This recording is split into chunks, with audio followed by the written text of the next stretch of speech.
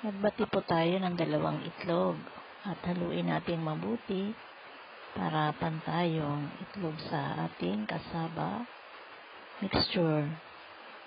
Pagkatapos naman po natin haluin, lagyan muna natin ang kalahating latang evaporated milk. Mamaya na po natin ilagay ulit yung kalahati.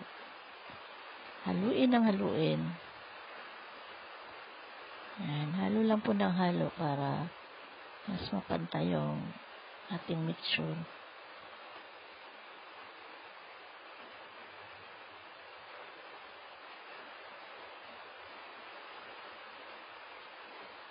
Ngayon naman po ay ibuhos natin ang ating ube macapuno condensed. Masarap po yung lasa niyan para talagang makapuno with ube. Hindi na po natin nilagyan ng food color para natural lang. Pero nasa inyo po kung gusto nyo lagyan niya ng food color na violet para magmukha talaga siyang cassava na ube. Simutin po natin, sayang eh.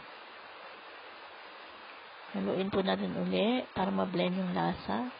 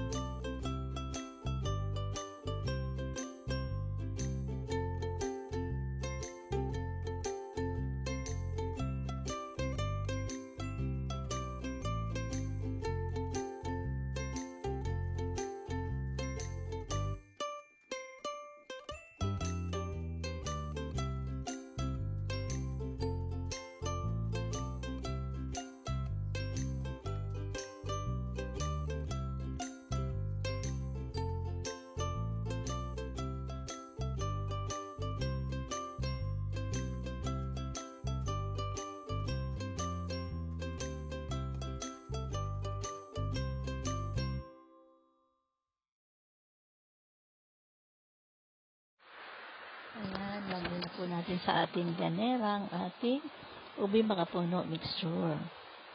Siguraduhin lang po natin na pantay natin mailalagay yan. Ayan. Kahit po huwag natin masyadong punuin para hindi matagal lutuin. Pero nasa inyo kung gusto nyong punong-puno.